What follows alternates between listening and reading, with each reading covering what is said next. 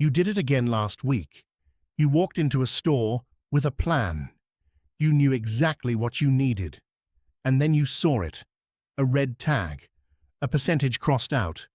The word sale in block letters. And something happened inside your brain that you did not choose, did not control, and probably did not notice until the receipt was already in your hand. That was not weakness. That was your brain doing exactly what it was built to do. The problem is, it was built for a world that no longer exists. In 1979, two psychologists named Daniel Kahneman and Amos Tversky published a paper that would win a Nobel Prize. They called it prospect theory. The finding was simple and devastating. Your brain does not evaluate the actual value of money. It evaluates change. It compares where you are to where you were, and it weighs losses roughly twice as heavily as equivalent gains. What does that mean in a store? The moment you see a price crossed out, your brain is not asking whether you need the item. It is reacting to the story the tag is telling. The story that says, you were about to lose money, and now you are not. That crossed-out number is not information. It is a threat that has been neutralized, and your brain treats neutralizing a threat the same way it treats a reward. You did not gain anything. Nothing was taken from you and then returned, but your brain registered the sale as a rescue, and that registers as pleasure. This is why retailers put the original price on the tag at all, not to inform you, to activate you. Now here is where it gets stranger. Behavioral economist Dan Ariely showed in his research that even when you know the anchor is manipulated, the effect does not disappear. Your brain has two systems. System 1 is fast, automatic, and emotional. System 2 is slow, deliberate, and analytical. When you see a sale tag, System 1 fires first.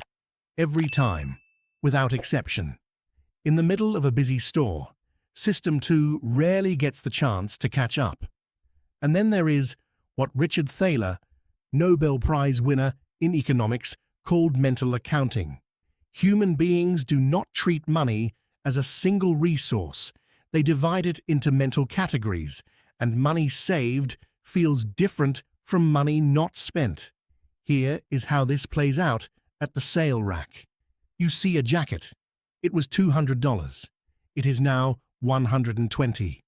Your brain does not register this as spending $120. It registers this as saving $80. The saving feels real. It feels like income. $80 saved is not the same as $80 earned, except in your brain, in that moment, it is. This is why people consistently spend more in total when they shop sales than when they shop at regular prices.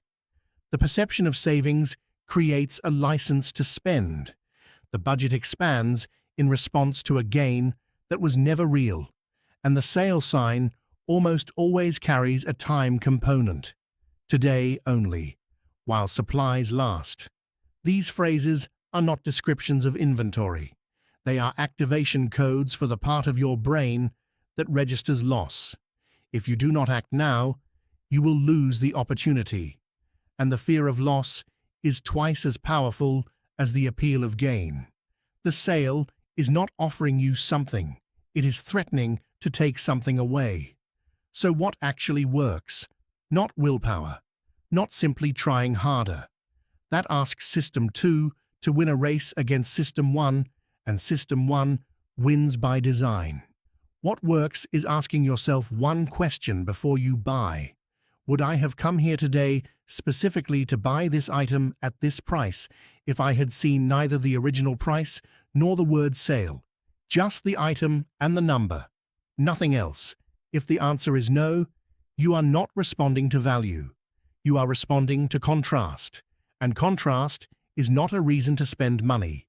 You walked into that store last week with a plan. Your brain had a different one.